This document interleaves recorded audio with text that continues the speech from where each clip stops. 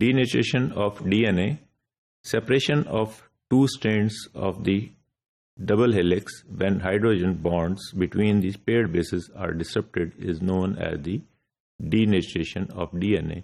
जब double helix में हमने बोला था कि जो है ना एडेनिन थायमिन के साथ मिली होती है, गुआनिन साइटोसिन के साथ मिली होती है, और इनके आपस में एक के दरमियान 2 बॉन्ड है, दूसरे के दरमियान 3 बॉन्ड्स हैं.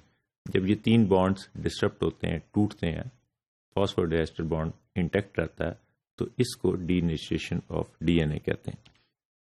Disruption can occur in the laboratory if the pH of the salt concentration of the DNA solution is altered or if the solution is heated around 80 degree centigrade. ये डीनेचुरेशन 2 किस्म की हो सकती है कि एक तो साल्ट कंसंट्रेशन या पीएच, या जो है थर्ड टाइप की ये है कि अगर इसकी टेम्परेचर इंक्रीज करते हैं तो इस वजह से ये हाइड्रोजन बॉन्ड जो है पीएच चेंज से भी टूट जाते हैं बॉन्ड्स. उसकी जिस वक्त हम उसका टेम्परेचर राइज करते हैं तब भी बॉन्ड टूटते हैं. इसी तरह साल्ट कंसंट्रेशन जब हम बढ़ाते हैं उससे भी बॉन्ड जो है ना वो टूटते हैं और डीनेचर हो जाता है डीएनए. दोनों स्ट्रैंड उसकी अलग अलग हो जाएंगी, सेपरेट हो जाएंगी. Disruption of hydrogen bonds between paired basis and of base stacking causes unwinding of double helix to form a single strands which are completely separated, and this separation of DNA strands along the entire length is called the denaturation, and no covalent bond in the DNA are broken.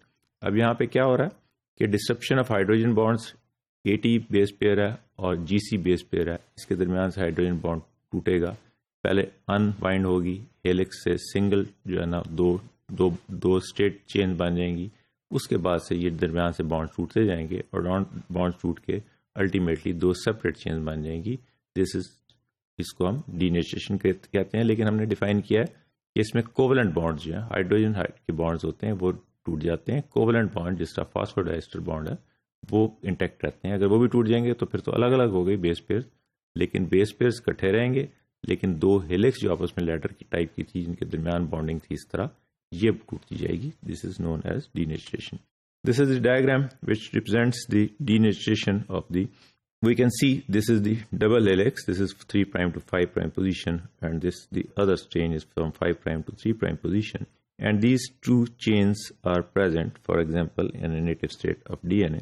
And with the change in pH or heat or salt concentration, what will happen? These double strands are become single stranded. First this wound or helix formation is reduced, and then this straight chain or double ladder form is separated. ये यहाँ पे हम देख रहे हैं ये GC के दरमियान बॉन्ड है, AT के दरमियान बॉन्ड है, ये AT के दरमियान बॉन्ड है. तो ये बॉन्ड सारे के सारे टूट जाएंगे और अल्टीमेटली ये अगर यहाँ 2 डबल हेलिक्स थी तो ये 4 सेपरेट चेन जो हैं वो सिंगल स्ट्रैंडेड डीनेचर्ड DNA की बन जाएंगी. RNA duplexes are more stable than the DNA duplexes. अब डुप्लेक्स क्या आपने बोला था, ये डबल हेलिक्स है उसको डुप्लेक्स भी बोल देते हैं. तो RNA का डुप्लेक्स है वो is more stable than the DNA duplex. At neutral pH denaturation of a double helical RNA often requires temperature 20 degrees centigrade or more higher than those required for denaturation of the DNA molecule with a comparable sequence. अब more stable किस तरह है कि अगर pH वही रखते हैं और एक DNA मॉलिक्यूल और एक RNA मॉलिक्यूल दोनों का में एक जैसे ही बेसिस हैं, GC कंटेंट भी उसका वही है, AT कंटेंट भी उसका वही है. तो इस केस में अगर हमने डीनेचुरेशन करनी है तो RNA इज मोर स्टेबल. अगर वो 80 डिग्री सेंटीग्रेड पे जाके डीनेचर हो रहा है तो RNA 100 डिग्री सेंटीग्रेड पे, that is around 20 degree centigrade और मोर जो है ना वो डीनेचुरेशन ऑफ द RNA के लिए रिक्वायर्ड है. TM और melting temperature. When the DNA is heated, the temperature at which 1/2 of the helical structure is lost is defined as the melting temperature. कि जब हम हीट करते हैं DNA को तो क्या होगा कि आहिस्ता आहिस्ता वो डीनेचर होता जाता है और मेल्ट होके जो है ना वो हेलिक्स उसके सिंगल स्ट्रैंड में आ जाते हैं.